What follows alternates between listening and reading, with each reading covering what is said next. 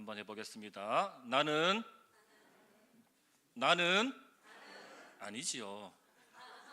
나는 선교사다. 다시요. 나는 가정과 직장에 파송된. 자, 오늘은 다른 인사를 가르쳐 드릴게요. 자, 옆 사람하고 하는데 어떤 인사냐면은 3, 4대가 축복받는 가정이 됩시다. 이렇게 인사하세요. 시작. 3, 4대가 축복받는 가정이 되십시오. 한 3대까지 신앙에 내려가면은 믿음의 가정이 이제 완성이 됩니다. 그러면 나는 처음 믿는데 어떻게 할까요? 여러분이 하셔야 되는 겁니다.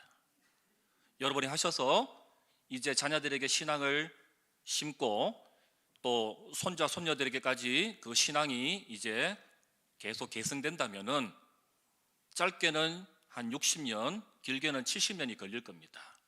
그러다 보면은 믿음의 가정이 되는 겁니다.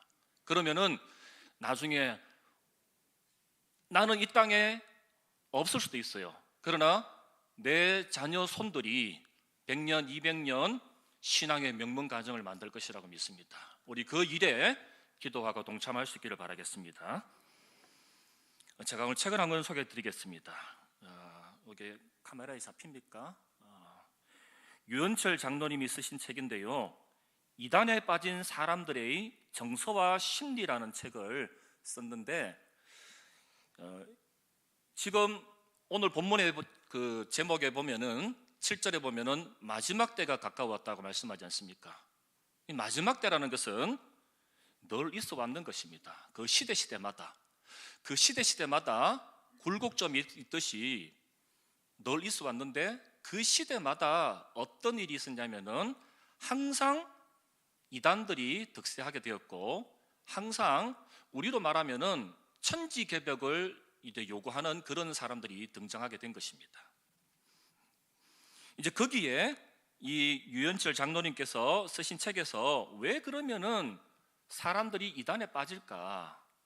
대표적인 이단이라고 생각한다면은 신천지라든가 안상홍 집단이나 여호와의 증인, JMS, 통일교, 우리가 대부분 그렇게 알고 있지 않습니까? 근데 그 뿌리를 보면은 대부분 다 기독교에서 출발한 것입니다.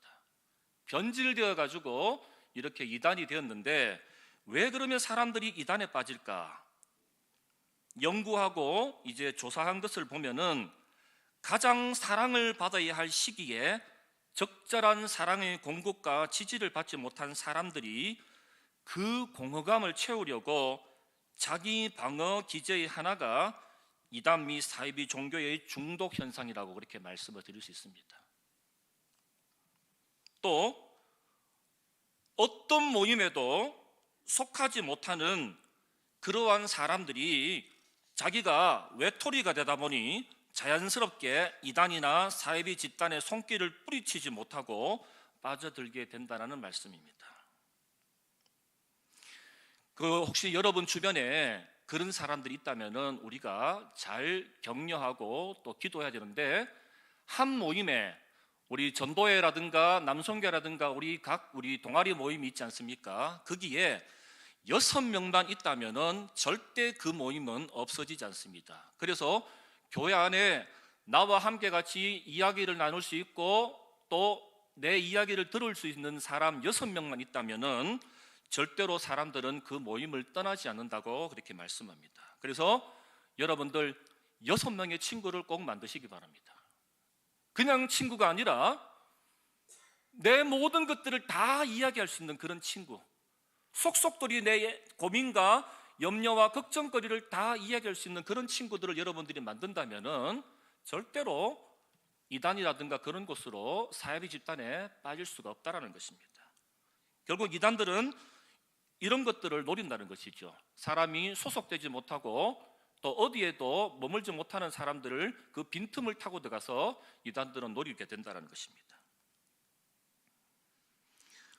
또 저자는 자녀나 타인에 대한 신앙교육이 억압이나 폭력이나 강요로 이루어져서는 안 된다라고 그렇게 말씀하면서 지지, 신뢰, 긍정, 사랑의 힘이 바탕이 되어야 함을 또 말씀하고 있습니다.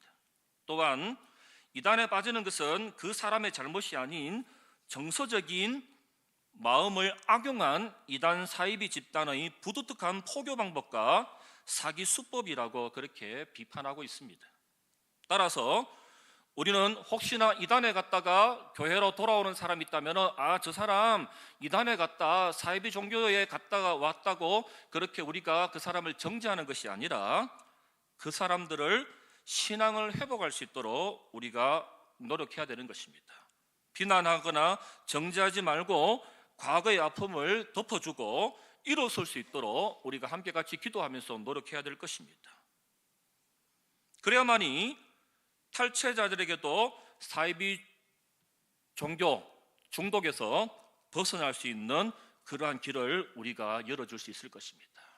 자, 그렇다면은 오늘 본문에 보시면은 마지막의 때가 가까웠다고 말하지 않습니까?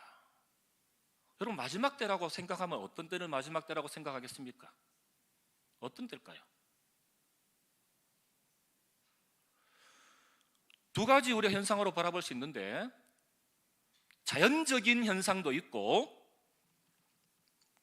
종교적이나 도덕적인 현상으로도 우리가 바라볼 수 있을 것입니다.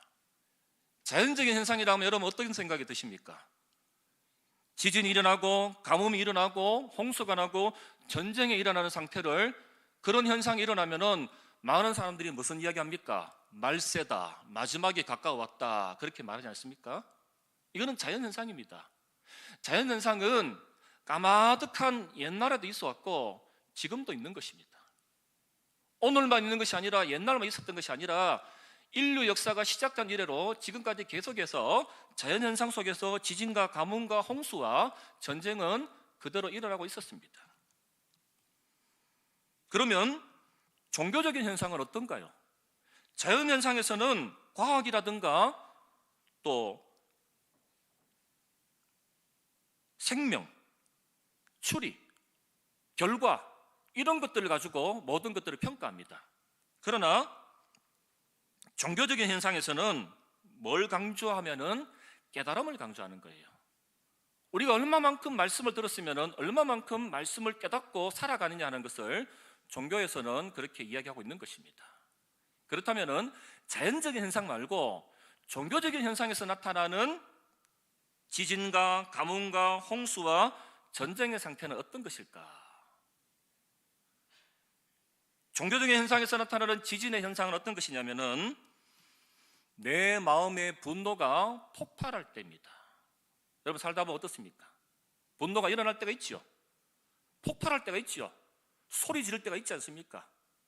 이럴 때 바로 무슨 생각을 하셔야 되면은 내 마음속에 지진이 지금 일어나고 있다라고 그렇게 생각하면 될 것입니다. 가뭄 현상은 어떻습니까? 내 마음에 가뭄 현상이 일어난다는 것은 바로 무엇이겠습니까? 말씀을 아무리 듣기는 듣는데 열매를 맺지 못하는 그런 상태입니다. 말씀을 듣기는 듣는데 열매를 맺지 못하고 어떤 발전적인 모습이 없는 것이지요. 그런 현상이 일어날 때 내 마음속에 가뭄 현상이 있구나, 그렇게 생각하시면 되겠습니다. 그리고 홍수입니다. 홍수는 어떤 것이냐면은 우리 주변에 마실 물이 없다라는 것이죠. 너무너무 말씀이 너무너무 온 사방에서 너무너무 울려 퍼지는데 들을 말씀이 없다라는 거예요. 여러분 기독교 텔레비전이 몇 개인지 아세요? 여러분 집에 있는 TV에 기독교 채널이 몇 개 될까요? 안 보세요? 몇 개 될까요? 5개. 많지요? 근데 틀어보면은 똑같은 거 계속 나옵니다. 여기 틀어도 어느 목사님, 여기 틀어도 그 목사님, 여기 틀어도 그 목사님, 똑같은 거예요. 참 안타까운 현상이 아닌가 생각합니다. 설교가 많으면은, 말씀이 많으면은 우리에게 유익이 돼야 되고 참 좋아야 되는데 들을 말씀이 없다라는 거예요. 너무나 안타까운 것입니다. 어떻게 보면은 설교하고 있는 저도 참 고민을 하는 부분이 아닌가 생각합니다. 전쟁의 모습 어떤 모습입니까? 재물을 더 얻으려고 부모와 자식 사이에 다투는 그러한 상황을 전쟁으로 종교에서는 말하고 있습니다. 여러분, 지금 어떤 시대입니까? 총칼로 꼭 싸워야만이 전쟁입니까? 어떤 시대가 지금 전쟁입니까? 지금은 식량 문제가 전쟁이에요. 우리 눈에 지금 안 보이잖아요. 저나 여러분이 지금 먹는 것 때문에 지금은 걱정하고 있지 않지만은 언젠가 만일에 곡물들을 안 판다라고 하면은 우리는 굶어 죽을 수밖에 없습니다. 오늘 우리가 국수를 맛있게 먹었잖아요. 이거 우리나라 거 아니에요. 저 지금 전쟁하고 있는 우크라이나에서 밀농사를 아주 많이 하는데 그 나라에서 우리 이제 못 팔겠다 하면 우리는 어떻습니까? 국수 못 먹는 겁니다. 식량 문제뿐만 아니라 지적 재산 문제, 저작권 문제, 이런 거 심각한 일입니다. 이런 것들이 바로 전쟁의 하나의 모습이 아닌가 생각합니다. 그러니 우리의 지금 모습을 한번 잘 생각해 보시기 바랍니다. 우리는 지금 어떤 모습으로 살아가고 있는지, 지진과 가뭄과 홍수와 전쟁의 속에서 우리는 지금 던져져 있습니다. 그 속에 지금 그 중심부에 우리는 지금 놓여 있습니다. 삶의 소유화가 우리는 지금 너무나 많습니다. 삶의 공유화보다는 개인의 소유화가 지금 너무나 팽배해 있는 것입니다. 그러다 보니 결국은 종교적인 형식만 나타나게 되고 아무런 변화되는 삶이 우리 주변에 보이지 않는 것입니다. 결국은 사람이 지금은 동물화되어 가고 있는 것입니다. 사람들이 동물화되어 가고 사람들이 짐승처럼 살아가고 있는 것입니다. 도덕적 철학과 쾌락주의에 빠져가지고 살아가고 있는 것입니다. 자기 살기에 급급하다 보니 자기밖에 모릅니다. 그러다 보니 이웃이 보이지 않는 것입니다. 이웃이 보이지 않다 보니 결국은 어떤 일이 일어나는 것입니까? 욕심을 가득 안고 살아가는 것입니다. 욕심을 부리게 되면 결국은 이런 마지막 때의 모습들이 그대로 나타나게 되는 것입니다. 남의 사정을 봐준다면 절대로 남을 해치지 못하는 것이죠. 남의 사정을 봐주지 않기 때문에 남을 해치게 되고 남에게 해서는 안 되는 그런 일들을 하게 되는 것입니다. 그래서 우리 믿는 사람들은 절대로 남을 함부로 업신여기거나 남을 무시해서는 안 될 것입니다. 여러분, 무시당하고 기분 좋은 사람 있습니까? 없지요. 최소한의 우리의 자존심은 지켜줘야 되는 것입니다.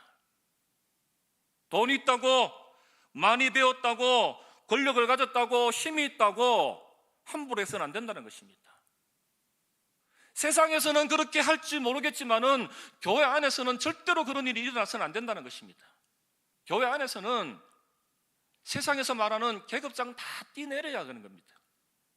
세상에서 말하는 그런 계급장 다 내려놓고 정말로 그리스도 안에 자녀된 사람으로서 형제자매로서 살아가는 그런 모습을 우리가 보여야 될 것입니다. 구약시대에 하나님은 사람을 찾고 계셨습니다. 구약시대에서는 하나님은 사람을 찾고 계셨는데 왜 하나님께서 사람을 찾을 수밖에 없었냐면은 사람은 위를 보는 사람이기 때문에 하나님은 우리를 찾고 계셨습니다. 그런데 하나님의 백성들은 하나님을 잊어버리고 자기 좋은 대로 살아갔어. 하나님을 두려워하지 아니하고 올바르게 살려고도 하지 아니하고 자기 좋은 대로 그렇게 살다 보니 결국은 하나님을 떠나버리고 말았습니다. 사사기서를 읽어보시면은 그에 대한 해답이 분명히 있지 않습니까? 하나님을 잘 믿었을 때는 어떻습니까? 하나님이 마음껏 축복해 주시고 그들의 삶이 번성하고 그들이 정말로 탄탄대로의 길을 걸어갔지만은 하나님을 외면해버리게 되고 우상을 섬기게 되고 자기 좋은 대로 가다 보면 결국은 하나님이 등을 돌리시는 그러한 일들을 우리는 사사기를 통해서 보게 되는 것입니다. 신약시대도 마찬가지입니다. 신약시대에서도 예수님을 따르는 사람들이 분명히 필요한데 예수님의 자녀로서 살아가는 그러한 사람들을 찾고 계시는데도 불구하고 하나님을 찾지 않는 그런 사람들이 신약 시대에도 분명히 있다는 것입니다. 왜 그렇습니까? 경제적으로만 모든 것들이 풍족하면은 다 된다라고 하는 그러한 생각이 우리 주변에 너무너무나 깔려있기 때문에 어떻게 보면은 성장이라든가 잘 살게 해달라고 하는 어떤 이러한 것들이 우리 속에 있다 보니 예수 믿는 것도 경제적으로 물질적으로만은 내가 복을 받으면은 하나님을 잘 믿는 줄 알고 우리 그렇게 생각하는 것입니다. 그건 아니에요. 그것은 하나님 우리에게 플러스 알파로 주신 하나의 그것이 주된 목적은 아니라는 것을 생각해야 될 것입니다. 저는 여러분에게 부탁을 드리겠습니다. 예수 믿으면은 물론 축복받습니다. 그러나 예수 믿으면 축복받기 전에 뭐가 돼야 되냐면은 사람이 변해야 되는 것입니다. 예수를 믿으면은 하나님의 자녀답게 살아가는 사람으로 변화해야 되고 바르게 살아가는 사람으로 변화해야 되는 것입니다. 그것이 바로 복음의 선포이고 도덕적으로 종교적으로 행해나가는 삶을 만들어주는 것입니다. 그러므로 인간은 자기가 행동한 대로 그대로 우리가 심판받는다고 하는 사실을 우리가 잊어서는 안 될 것입니다. 하나님은 우리를 행히 심판하시고 행한 대로 심판하신다는 것을 우리는 꼭 잊지 마시기 바랍니다. 그러므로 도덕은 종교의 외적 표현이고 종교는 도덕의 내적 표현이라는 사실을 잊어서는 안 될 것입니다. 오늘 말씀 그래서 마지막 때에 우리가 해야 할 일이 무엇일까? 무엇을 여러분 마지막 때 하고 싶습니까? 이제 나에게 이제 죽음의 날이 얼마 가까워 왔지 않다라고 우리가 종말론적으로 한번 생각해 보십시오. 여러분 뭘 하고 싶습니까? 뭘 하면은 후회 없는 삶을 사시겠습니까? 가족들과 여행을 못 갔으니 여행이나 실컷 갔다 오면은 모든 것이 해결되겠습니까? 아니면은 내가 남을 못 도와줬기 때문에 다른 사람들을 자비를 베푸고 자선을 베풀면은 정말 하나님이 기뻐하시는 삶이 되겠습니까? 물론 그것도 필요하겠죠. 그러나 오늘 본문에서 말씀하고 있는 것은 우리가 마지막 때에 놓쳐서는 안 될 가장 기본적인 내용을 예수님께서는 베드로 사도를 통해 가지고 우리들에게 말씀하고 있습니다. 정신을 차리라고 말씀합니다. 정신을 차리고 근신하여 깨어 기도하라고 말씀하고 계십니다. 우리가 가장 중요한 이 기본적인 것들을 잊어버리고 살아가고 있다는 말씀입니다. 기도는 받는 것이 아닙니다. 이거 주세요, 저거 주세요 하는 기도가 아니라 기도는 하나님과의 대화이고 하나님과의 그 대화 속에서 속삭임 속에서 이제 내가 베풀 수 있는 것을 베풀어 주는 것이고 자기를 버리는 연습을 하는 것이 바로 기도입니다. 그리고 기도는 욕심으로부터 나 자신을 이제 내려놓는 것입니다. 그래서 오늘 뭐라고 말하고 있습니까? 정신을 차리고 근신하여 기도하라고 말씀하고 있습니다. 그럼 어떻게 정신을 차리고 어떻게 근신할 수 있을까요? 이것은 바로 우리의 판단을 냉철하게 하라고 말씀하고 있는 것입니다. 머리가 복잡해서는 절대로 우리가 집중할 수가 없습니다. 여러분 기도하실 때는 정신을 차리고 근신하여서 집중하여 목표를 가지고 우리가 기도할 때에 하나님의 놀라운 영감이 우리들에게 올 것입니다. 자, 그러면 하나님의 뜻이라고 말씀하는데 하나님의 뜻이 도대체 뭘까요? 여러분 천국에 누가 갈 수 있습니까? 어떤 사람이 천국에 갈 수 있습니까? 예배 안 빠지고 예배 잘 드린 사람이 천국 갈까요? 선한 일 많이 하면 천국 갈까요? 높은 지위에 올라가면 천국 갈까요? 어떤 사람이 천국 갈까요? 우리는 지금까지 그렇게 알았습니다. 그러나 예수님께서 뭐라고 말씀하셨습니까? 나더러 주여 주여 하는 자가 결단코 천국에 들어가지 못하고 하늘에 계신 아버지의 뜻대로 살아가는 사람만이 천국에 들어갈 수 있다라고 말씀합니다. 이 뜻은 뭘까요? 그러면 세 가지를 말씀드리겠습니다.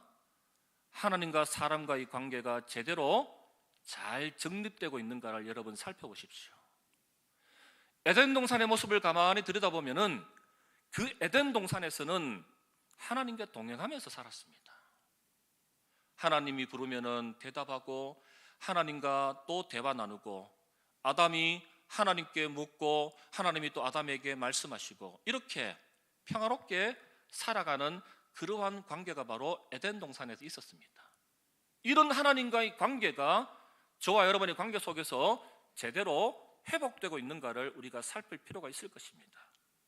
또 두 번째는 사람과 사람과의 관계가 잘 정립되고 있는가를 우리는 살필 필요가 있습니다.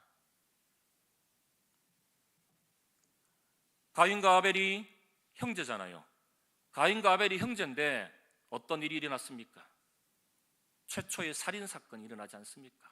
그것도 형제끼리. 결국 이건 무슨 뜻입니까? 사람과 사람 사이의 관계가 단절되었기 때문에, 무너졌기 때문에 바로 이러한 일들이 일어나고 있고 지금도 우리 주변에서 일어나고 있는 것입니다. 나는 과연 내가 만나고 있는 사람들과 또 나와 속해 있는 공동체에서 나는 얼마나 올바른 관계를 맺고 있고 사람들에게 혹여나 상처 입히거나 상처를 주는 그러한 일을 하고 있지 않는지를 우리 스스로가 살필 필요가 있을 것입니다.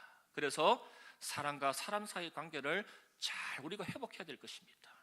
세 번째는 사람과 물질과 자연과의 관계가 얼마나 잘 회복됐는가를 우리는 살필 필요가 있을 것입니다. 자연이 내 마음대로 쓰라고 준 것이 절대 아니라는 것입니다. 물질도 내 마음대로 쓰라고 주신 것이 절대 아닙니다.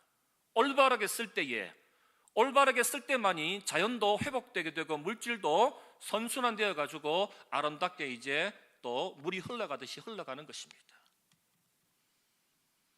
이것이 되지 않으면은, 하나님의 뜻이 제대로 정립되지 않으면은 아무리 내가 노력해도, 아무리 내가 정말로 몸부림을 쳐도 하나님의 관계가 흐트러지게 되면은 우리가 아무것도 할 수 없다는 것을 명심해야 될 것입니다. 그러므로 가슴은 뜨겁게, 머리는 차갑게, 냉철하게 집중을 해서 정신을 차리고 근신하여서 이 마지막 때에 우리가 기도할 수 있기를 바라겠습니다. 그래서 기도는 무엇인가를 원하고 무엇인가를 바라는 것이 아니라 하나님의 뜻이 무엇인가를 우리가 잘 분별하여 가지고 알아야 되는 것입니다. 그러기 위해서는 여러분 성경 공부를 열심히 하셔야 되는 거예요. 우리 교회만큼 성경 공부 참 이렇게 강조하는 교회 없습니다. 다른 교회 가보세요. 성경 공부 안 해요. 안 가르쳐 줍니다. 안 가르쳐 줘요. 그런데 우리는 어떻습니까? 여러분들이 성경 공부하기를 너무너무 기대하고 너무너무 원하고 또 초대하고 있지 않습니까? 다음 주에 성경 공부하러 오시기를 바라겠습니다. 제 광고가 됐네요. 저한테만 오지 마시고 우리 두 분 전도사님들한테도 골고루 갈 수 있기를 바라겠습니다. 아시겠죠? 그래서 우리가 이 하나님의 뜻을 잘 분별하기를 원한다면은 성경 공부를 열심히 하시고 그 성경 공부를 통해서 하나님의 진리의 말씀을 깨닫는 것, 그 진리의 말씀을 깨닫는 것까지 여러분 기도해 보세요. 기도가 무궁무진하게 될 수 있는 겁니다.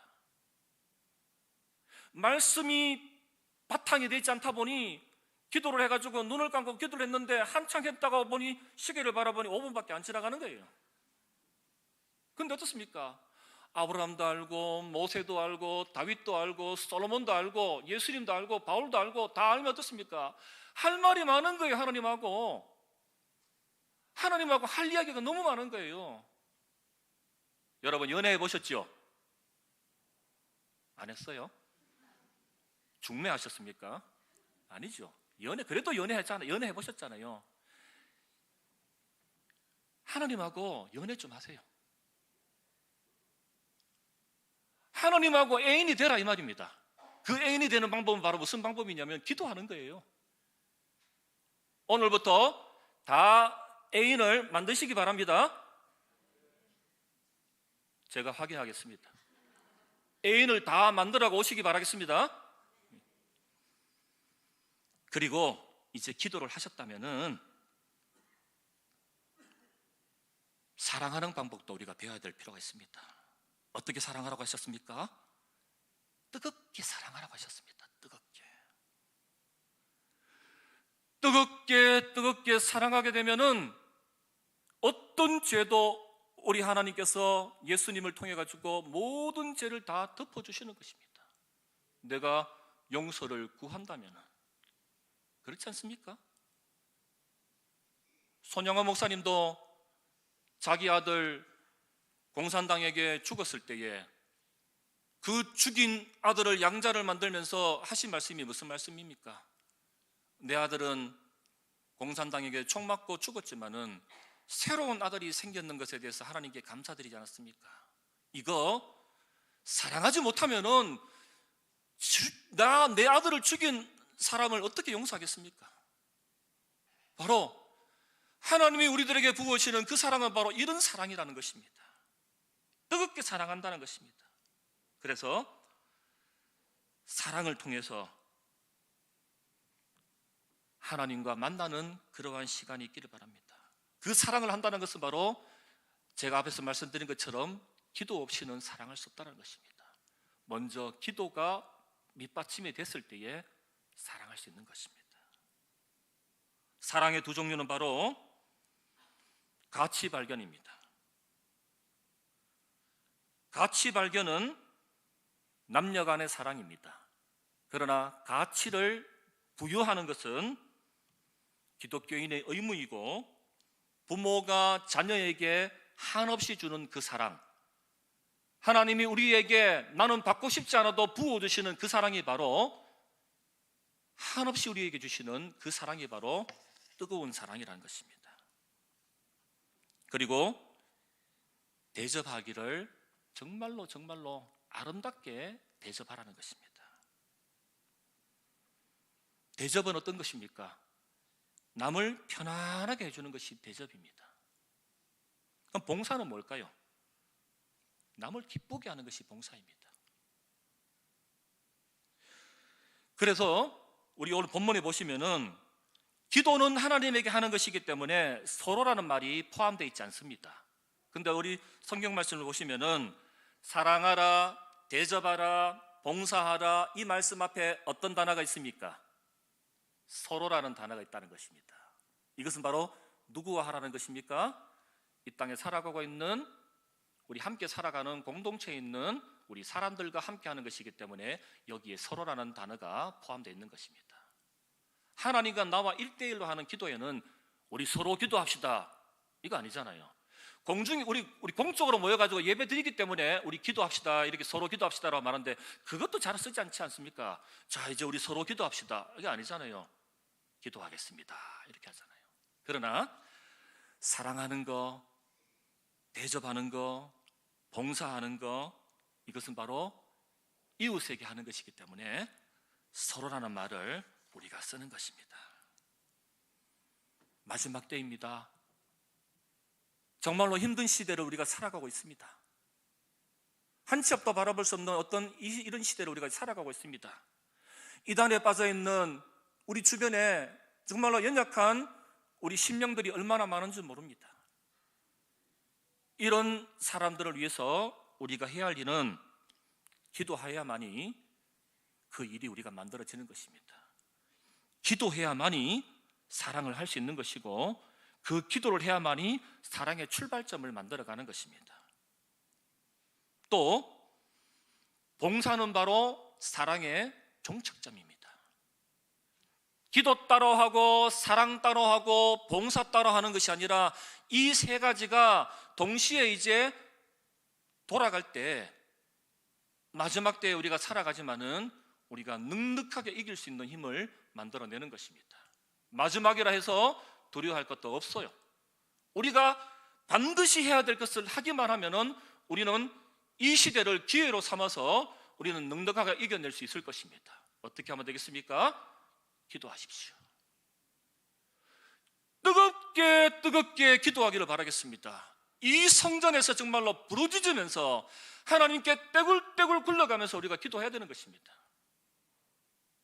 그리고 대접할 때는 사람들을 편안하게 해주면서 대접하세요. 베풀어 보시면은 기뻐요.